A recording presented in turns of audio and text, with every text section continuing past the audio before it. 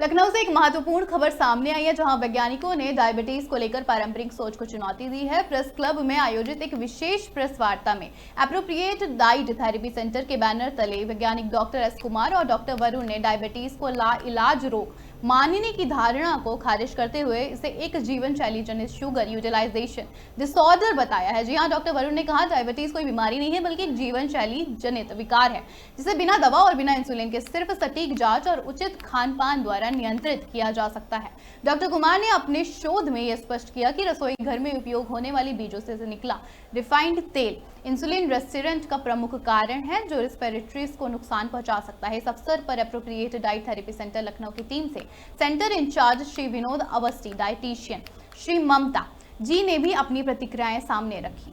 साथ ही आपको बता दें, अलका श्रीवास्तव एवं आईटी विशेषज्ञ श्री राजकमल त्रिपाठी भी वहां पे उपस्थित रहे। इस प्रेस वार्ता में Indian ex service league Lucknow से आगे अध्यक्ष सूबेदार मेजर श्री ऋषि दीक्षित एवं आरपी सिंह एवं अन्य पदाधिकारी भी शामिल रहे। सबसे पहले इस बारे में सोचना पड़ेगा कि हमारी शुगर बढ़ क्यों रही है।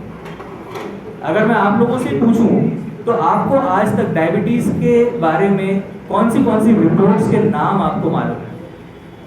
अगर मैं सही बोल रहा हूं तो हाथ उठाकर जवाब दीजिएगा। एक है फास्टिंग ब्लड शुगर, जो खाने से पहले चेक कराई जाती है शुगर। दूसरी है खाने के बाद जो चेक कराई जाती है पोस्ट मील ब्लड शुगर।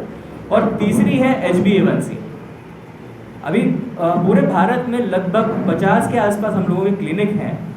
हम जहाँ पे भी जाते हैं, जब पेशेंट से बात होती है तो मेन रिपोर्ट्स उसकी सिर्फ 2 ही रिपोर्ट्स कराई जाती है, वो है फास्टिंग और पोस्ट मील। और उससे हमेशा यही बात की जाती है कि आपका शुगर बढ़ गया है, आपका शुगर घट गया है, और इसी के आधार पे आपको दवाइयाँ दे दी जाती हैं।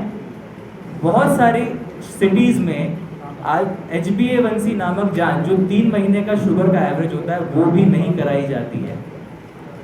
तो हमारा सिर्फ सिंपल सी बात है, ये है डॉक्टर एस कुमार सर की जो थॉट प्रोसेस है और हमारी टीम की जो थॉट प्रोसेस है, उसमें हम लोगों ने सिर्फ एक चीज़ के ऊपर फोकस किया कि हर बीमारी दवाई लेने के बाद कम होते होते खत्म हो जाती है।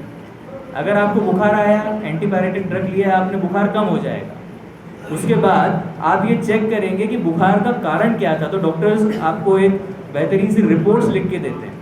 बुखार आने के पीछे कारण क्या था, मलेरिया था, टीबी था, टाइफाइड था, वायरल फीवर था। और जैसे ही वो रिपोर्ट्स आ जाती हैं तो आपको मालूम पड़ जाता है कि आपके एक्चुअल बुखार आने का कारण क्या था। जांच करा लीजिए शुगर की, 35 साल 40 साल की उम्र हो गई है, एक शुगर की जांच करा लीजिए। तो बोलता है ठीक है, शुगर की जांच करा के वो पहुँचते हैं तो बोलते हैं अरे भाई आपको तो डायबिटीज़ है और ये शुगर आपका बढ़ा हुआ है। अब आप तैयारी कर लीजिए, आपको जीवन भर दवा खानी है, क्योंकि इसका तो कोई इलाज है नहीं। ठीक है, फिर उसके बाद वो बोलता है चलिए ठीक है भाई आप दवा दे दीजिए। दवा खाता रहता है, फिर साल 1.5 साल 2 साल दवा खाने के बाद जब फिर से डॉक्टर के पास जाता है शुगर चेक करके, तो मालूम पड़ता है उसकी शुगर बढ़ी हुई है। फिर वो परेशान होता है कि भाई मैं दवा तो खा रहा था लेकिन मेरी शुगर क्यों बढ़ी हुई है, क्या कारण है इसका। फिर एक और दवा दे दी जाती है। ऐसे ही करके 2-3 साल और बीत जाते हैं, फिर से उसका शुगर बढ़ा हुआ आता है तो तीसरी दवा ऐड हो जाती है। और कुछ समय बाद फिर उसको कहा जाता है कि भैया आपके शरीर में इंसुलिन नहीं बन रहा है, इसीलिए आपको बाहर से इंसुलिन लगाना पड़ेगा।